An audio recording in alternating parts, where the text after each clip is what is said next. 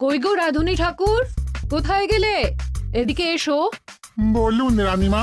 বলছি তুমি তো রাজবাড়িতে দীর্ঘদিন ধরেই রান্না করছো, কিন্তু ইদানি তোমার রান্না এত বেস্বাদ লাগছে কেন? সে তো আমি বলতে পারবো না, আমি তো আগের মতনই রান্না করি। ছোট মুখে বড় কথা বলছি, আমি কিছু বলতে চাই রানীমা। এই তুই আবার পাকামো করতে এসছিস কেন রে? তোকে কি রানীমা ডেকেছেন নাকি? আহ, কি বলতে চাইছে শুনেই দেখি না, বলো। রানীমা, এখন আর রাধুনী ঠাকুর আগের মতো যত্ন নিয়ে রান্না করেন না। রান্নাঘরে পড়ে পড়ে ঘুমোয় আর তাড়াহুড়ো করে কোনো রকমে রান্না করে দেন। একদম বাজে কথা বলবি না। বাজে কথা না রানীমা, শিলনোড়ায় বাটতে ওনার কষ্ট হবে বলে আজকাল রাধুনী ঠাকুর শুধু জিরে ফোড়ন দিয়ে রান্না করেন। এত বেতন দিয়ে তোমাকে রাখা হয় কি এই ফাঁকিবাজির জন্য? কি মানে ভুল হয়ে গেছে। এর যদি এই ভুল করার ইচ্ছে হয় তাহলে তল্পি তল্পা গুটিয়ে বাড়ি গিয়ে ভুল করো, মনে থাকবে? মনে থাকবে মহারাজ। কি হচ্ছে বলো তো রানী? সকালে বাগানে পায়চারি করছিলাম, দেখি মালি একটা গাছেও জল দেয়নি। এই গরমে জল না পেলে যে গাছপালাগুলো মরে যাবে। সবাইকে এবার মনে হচ্ছে বলে বলে কাজ করাতে হবে।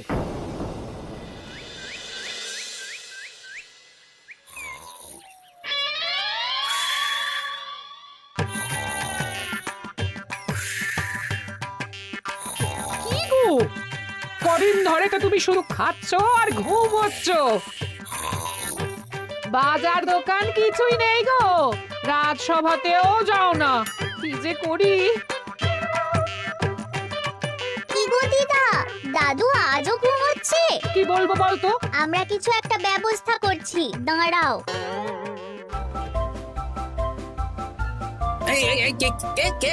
ওঠো দাদু, আর কত ঘুমে? উড়েমির একটা সীমা থাকে। ওঠো বলছি, ওঠো, ওঠো না। আহ, আমি বুঝতে পারছি বাড়ির কাজ, বাজার দোকান এসব না করার জন্য তুমি পড়ে পড়ে ঘুমোচ্ছ। দাদু কাজে ফাঁকি দিচ্ছে দিদা। দে পুটি, আর সরসরি দে দে।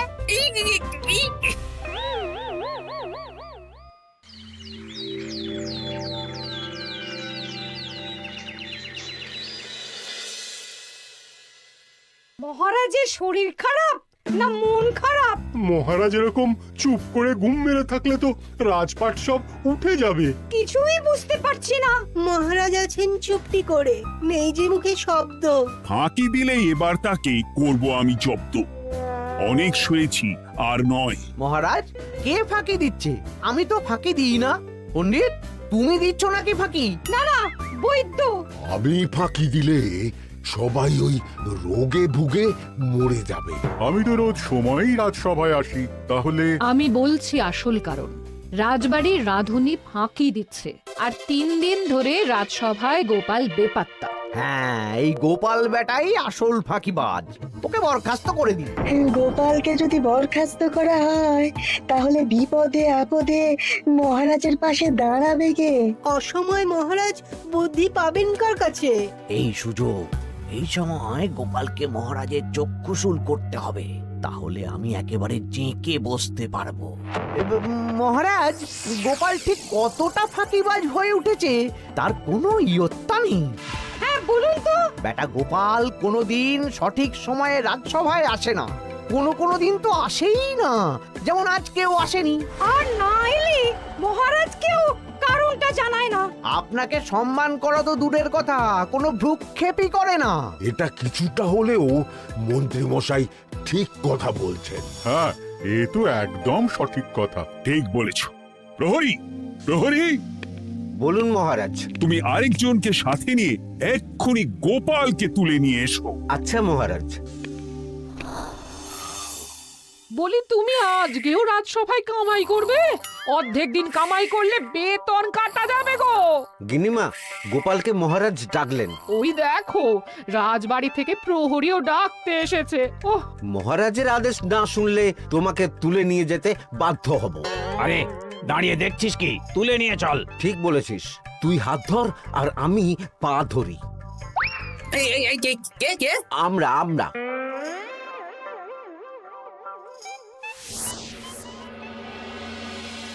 এসব কি গোপাল? তুমি বাড়িতে আছো, ঘুমোচ্ছ, অথচ রাজসভায় আসছো না। কি ব্যাপার? আগে মহারাজ, মস্তিষ্ককে বিশ্রাম দিয়ে বুদ্ধি বাড়াচ্ছিলাম। অনেক ব্যবহার হয়েছে তো, তাই একটু বিশ্রাম দরকার আর কি। আমার পুরো রাজসভাটাই ফাঁকিবাজ। আমি সবাইকেই বিদায় করব, আর গোপালকেও। এই সেরেছে, আমি ফাঁকিবাজ নই মহারাজ। আমি খোঁজ নিয়ে দেখেছি সবাই কম বেশি গায়ে হাওয়া লাগিয়ে ঘুরছে। মহারাজ, আমি তো নদীর পাড়ে বসে শীতল হাওয়া গায়ে লাগাই, তবেই তো ঢেউয়ের মতো আমার ছন্দ আসে। কেউ ফাঁকিবাজ না মহারাজ, আসল ফাঁকিবাজ গোপাল। মহারাজ, আমি যদি দরকারে আপনাকে বুদ্ধি দিয়ে ফাঁকা সময়ে বিশ্রাম দিয়ে ফাঁকিবাজ হই, তাহলে মন্ত্রী মহা ফাঁকিবাজ। কারণ মন্ত্রীর কাজ রাজাকে বুদ্ধি দেওয়া, তা তিনি করেন না বলেই আমাকে দরকার পড়ে। আমি তো ভাঁড়, আমি শুধু হাসাবো, এটাই আমার কাজ। তাতে কি, সেনাপতিও তো সেনা প্রধান, ও কি যুদ্ধ করে? রাজ্যে শান্তি শৃঙ্খলা বজায় আছে, তাহলে যুদ্ধ করে হবেটা কি? হ্যাঁ, অকারণে পায়ে পা দিয়ে যুদ্ধ বাঁধাবো নাকি? হ্যাঁ, যত সব। যখন তখন বিপদ আসতে পারে, তাই যুদ্ধের জন্য সব সময় সামরিক শক্তিকে প্রস্তুত থাকা দরকার। হ্যাঁ, এটা গোপাল ঠিক বলেছে। সেনাপতিকে তো কোনোদিন সেসব নিয়ে মহড়াও করতে দেখি না। তাহলে দাঁড়ালো তিনজন ফাঁকিবাজ।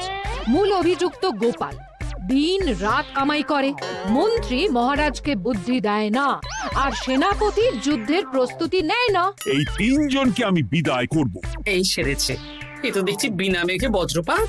না, তবে তোমরা যে ফাঁকিবাজ নও সেটা প্রমাণ করার জন্য 12 ঘন্টা সময় দেব। আমাদের কি করতে হবে? তোমাদের তিনজনকে 3টে খালি বস্তা দেব। প্রত্যেকে ওই খালি বস্তা নিয়ে জঙ্গলে যাবে, আর এই 12 ঘন্টার মধ্যে জঙ্গল থেকে বস্তা ভরে আনবে। একটা বস্তা ভরার জন্য 12 ঘন্টা সময়? এ তো খুবই সহজ কাজ। সহজ কঠিন জানি না, যে ফাঁকি দিয়ে ফাঁকা বস্তা জমা দেবে বা কিছুটা ভর্তি কিছুটা খালি আনবে, সে সাজা পাবে। আচ্ছা মহারাজ, আমি বস্তায় কি নিয়ে আসবো সেটা কি আপনি দেখবেন? তা দেখবো না, কিন্তু বস্তা ভরে আনতে হবে। আর যা বস্তায় ভরে আনবে তাই নিয়ে সবাই বাড়ি ফিরে যেতে পারবে। তার মানে বস্তাতে যা থাকবে সব বস্তার মালিকই পাবে। একদম তাই।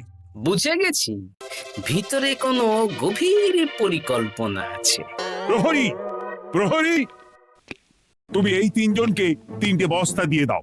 যথা আজ্ঞা মহারাজ। আর বাকি সভাসদেরা আজকে রাজসভাতেই থাকো। ওরা 3জন আসবে, ওদের বিচার হবে, তারপর ফিরবে। আমাদের খাওয়া দাওয়া তাহলে রাজবাড়ির তরফ থেকেই দেয়া হবে মহারাজ? হ্যাঁ। জঙ্গলে তো যাচ্ছি, কি নেব? গোপাল, আমি বলি কি, তুমি বরং আমার বস্তায় ঢুকে যাও, আমি তোমাকেই নিয়ে ফিরে যাই, ল্যাটা চুকে যাবে। আপনি যদি একা আমাকে বস্তায় ভরে নিয়ে যেতে পারেন তো চলুন। একা? এই সেরেছে।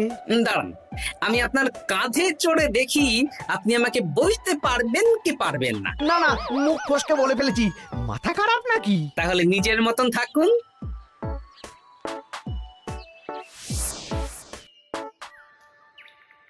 এমন কি বা আছে এই জঙ্গলে? আমার কাজে লাগার মতন তো কিছুই দেখতে পাচ্ছি না। ওই তো ওই দিকটা একটু ছায়া আছে বেশ, ওই গাছের নিচে গিয়ে বিশ্রাম নি। সেনাপতি, অত চিন্তা ভাবনা করার কিছুই নেই। মহারাজ তো আর দেখবেন না আমরা বস্তায় কি ভরে নিয়ে যাব। 12 ঘন্টা অনেক সময়। এখন বিশ্রাম নাও। আপনার ইঁদুরের পেট, আপনি বিশ্রাম নিন। দেখি জঙ্গলে থেকে কিছু ফল পেড়ে আগে খাই, তারপর না হয় ওই বস্তাটা ওই ফলমূলের খোসা আর মাটিতে পড়ে থাকা পাতা দিয়ে ভরিয়ে মহারাজের কাছে নিয়ে যাব। হ্যাঁ, বস্তা যখন বাড়ি নিয়েই যেতে পারবো, তাহলে বনের সব থেকে ভালো ভালো ফলগুলো আগে ভরে নি। গিন্নিকে এবার বলবো, বাজার আনি না তো কি হয়েছে, দেখো কত ফল এনেছি। যাই, এর থেকে কিছু মহারাজকে ভেট দেব, মহারাজ বেশ খুশি হবেন।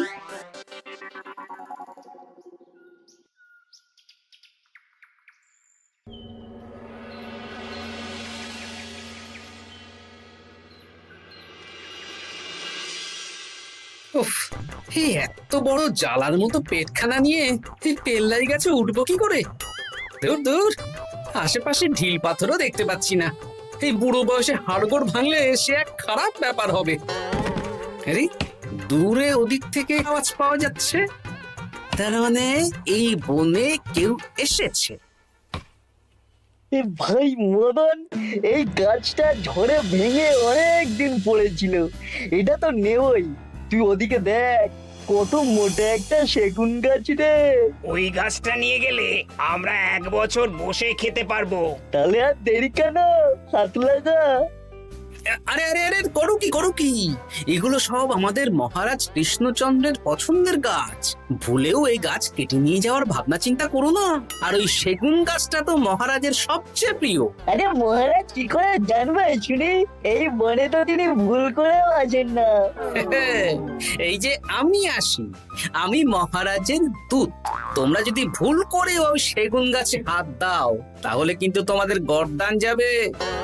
এই সেরেছে, কিন্তু আমরা তো কাঠুরিয়া, কাঠ ছাড়া পেট চালাবো কি করে? সে তোমাদের ব্যবস্থা তোমরা করো, অন্য অনেক কাজ আছে। এই সামনের গাছটা মরে পড়ে আছে, এটার কাঠ আমরা নিয়ে যেতে পারবো তো? তা পারবে, এতে অত চিন্তার ব্যাপার নেই। গোপাল আছে যখন, তখন এই রাজ্যের কেউ মুশকিলে থাকবেই না। শুধু তোমাদের একটা কাজ করতে হবে। কি কাজ? এই নাও বস্তা। আমার জন্য এই জঙ্গল থেকে টাটকা বিভিন্ন ফল পেড়ে এই বস্তা ভরে দাও, তাহলে মহারাজকে আর তোমাদের কথা বলবো না, বুঝলে? আর তোমাদের যাতে রাজবাড়িতে কোনো কাজ হয় সেই নিয়ে মহারাজের কাছে সুপারিশও করবো, কেমন? বেশ বেশ, তুমি তাহলে এখন এখানে বিশ্রাম করো, আমরা তোমার বস্তা ভরে ফল নিয়ে আসছি। ঠিক আছে, আমি তোমাদের কুঠার পাহারা দিচ্ছি, তোমরা ভালো তরতাজা ফল বস্তায় ভরে নিয়ে এসো।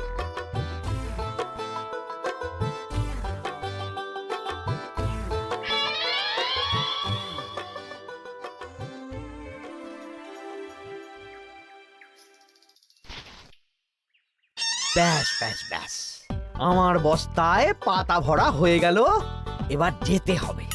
আমারও বস্তা ভরা হয়ে গেছে মন্ত্রী মশাই। হ্যাঁ, কটা ফল খেলাম আর কটা ভরে নিলাম, আর বাকি জঙ্গলের পাতা ভরে ফেলেছি। হ্যাঁ, আবার কি ভরেছি আর কি ভরিনি সেসব তো মহারাজ আর দেখতে যাবেন না। তাহলে আর দেরি কেন, চলুন হাঁটি হাঁটি পা পা করে এগিয়ে যাই। গোপালকে তো দেখতে পাচ্ছি না। ও বেটা যা কুঁড়ে, হয়তো এখানে এসেও ঘুমিয়ে পড়েছে। আবার কালকে সকালবেলা উঠবে।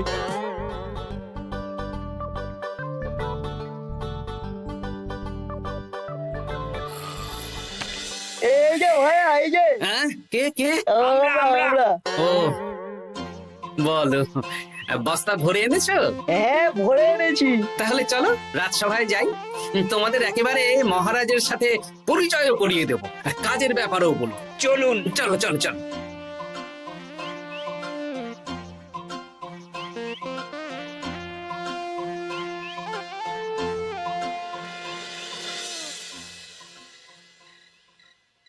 দেখা যাক মন্ত্রী সেনাপতি গোপাল কখন বস্তা ভরে আনে। এই তো চলে এসেছি, বিশ্রাম নিলাম, বস্তাও ভরে ফেললাম। এই দেখুন মহারাজ, আমিও বস্তা ভরে এনেছি। বাহ, তোমাদের বস্তা দেখে তো মনে হচ্ছে খুব হালকা। হ্যাঁ, আপনি যখন আমাদের বস্তা ভরে কি এনেছি সেটা দেখবেন না, তখন অত খাটাখাটনি করে কি লাভ মহারাজ? কিন্তু গোপালের এখনো অব্দি দেখা নেই, ও কি সোনা গয়না ভরে আনছে? গোপাল যা কুঁড়ে আর ঘুম কাতুরে, হয়তো জঙ্গলেও ঘুমিয়েই পড়েছে। মহারাজ, আপনি একটা কাজ করুন, আমাকে আর মন্ত্রী মশাইকে যুগ্মভাবে বিজয়ী ঘোষণা করে দিন, ব্যাস। এত তাড়া কিসের? বাবা বাবা বাবা, তোমরা তিনজনেই বস্তা ভরে এনেছো, আমি খুব খুশি। আমার কথা শুনে কাজ করেছো, তোমরা তিনজনেই বিজয়ী। এবার বাড়ি যাও, যাও। গোপাল কি করে বিজয়ী হয় মহারাজ?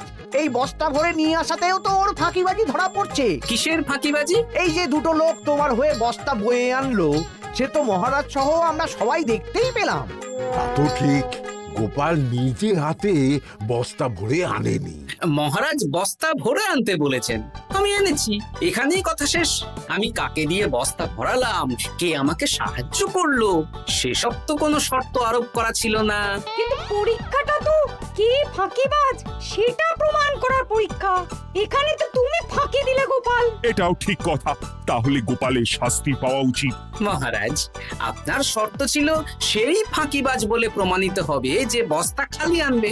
এইখানে আপনি একটা ছোট্ট ভুল করেছেন মহারাজ। বস্তায় কি আছে সেটা দেখবেন না, আগেই বলে দিয়েছেন। তা তো বলেছি।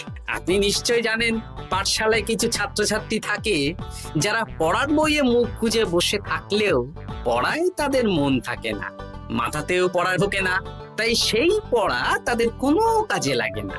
কি পণ্ডিত মশাই, এদেরকেই তো বলে ফাঁকিবাজ।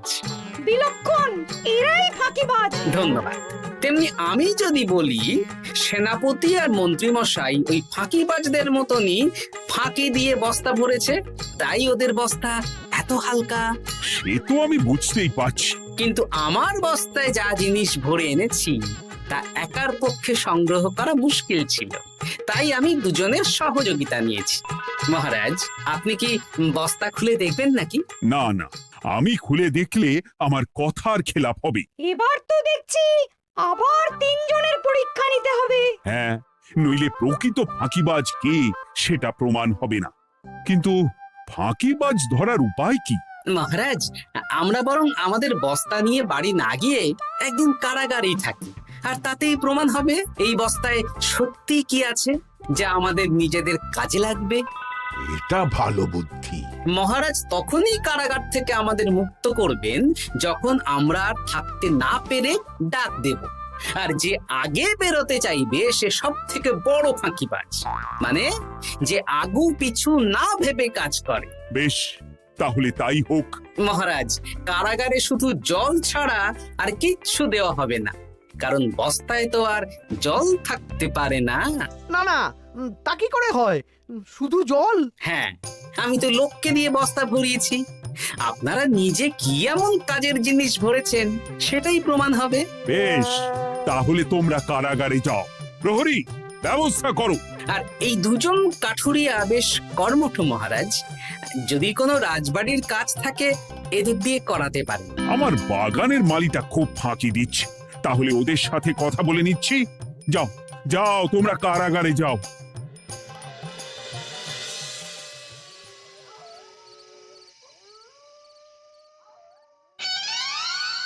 ওরে বাবা রে, কি খিদে খিদে পাচ্ছে রে। দেখি বস্তায় কি আছে দেখি।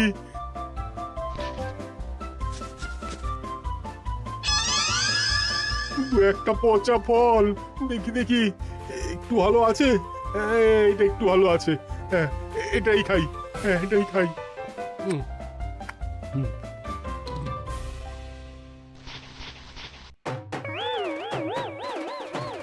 আমি তো শুধু পাতা ভরেছি, সেরেছি। আমাকে কি জল খেয়েই কাটাতে হবে? এবার আমি দেখি।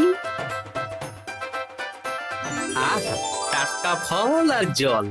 আমার কাছে যা ফল আছে এগুলো খেয়ে আরাম করে 5-6 দিন কেটে যাব। ও গোপাল, আমাকেও কটা ফল দাও না গো।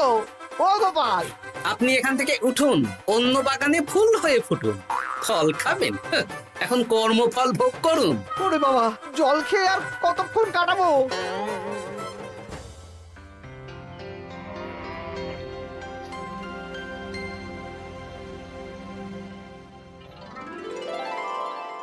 উফ, পেটটা চুই চুই করছে, কি খিদে পেয়েছে না। আমি আমি বাড়ি যাব। আপনি বাড়ি যাবেন? তাহলে বেরিয়ে আসুন, বেরিয়ে আসুন। বেটা গোপাল কায়দা করে এমন শর্ত দিতে বললো, পুরো ফেঁসে গেলাম। আমারও তো খাওয়ার মতন তেমন কিছু নেই, আমিও এখানে থাকবো না।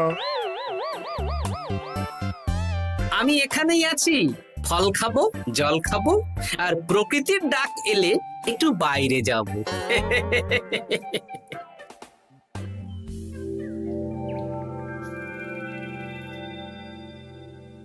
কি তোমরা কারাগারে এক রাতের বেশি তো থাকতেই পারলে না? কি আর করব বলুন মহারাজ, আমরা তো আর গোপালের মতন বস্তা ভরে টাটকা ফল নিয়ে আসিনি। বেটা গোপাল আমাদের দেখিয়ে দেখিয়ে ফল খাচ্ছিল, অতি আমাদের খিদে আরো বেড়ে যাচ্ছিল। তাহলে এরা দুজনে তো হার মেনে নিল। গোপাল কি করছে? গোপাল খাচ্ছে আর ঘুমোচ্ছে। ওকেও নিয়ে এসো। আচ্ছা মহারাজ। একই মহারাজ, আমার তো এখনো বাইরে আসার ইচ্ছে হয়নি। কি আর করা যাবে, ওরা হার মেনে নিয়েছে, তার মানে তুমি জয়ী হয়ে গেলে গোপাল। আমার বস্তায় ভরে অনেক ফল এনেছিলাম, এখনো অনেক আছে। আপনি তাহলে বাকি ফলগুলো নিয়ে নিন। তাহলে তো এটাই প্রমাণ হলো গোপাল কাজের সময় ফাঁকিবাজি দেয় না, শুধু বুদ্ধি বাড়ানোর জন্য একটু বেশি ঘুমোয়। এই নাও গোপাল, তোমার উপহার।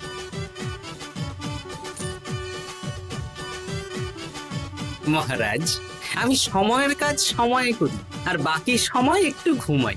আমার এখন ঘুম দরকার মহারাজ, কাল থেকে অনেক ধকল গেল যে। বেশ, তোমাকে ঘুমানোর জন্য 1 সপ্তাহ ছুটি দেওয়া হলো। ধন্যবাদ মহারাজ। কি সেনাপতি আর মন্ত্রীমশাই, এবার বুঝলেন তো ফাঁকি দিলেই ফাঁকে পড়তে হয়, তাই কাজ করলে ভেবে চিন্তে করুন। চলি, খুব ঘুম পাচ্ছে।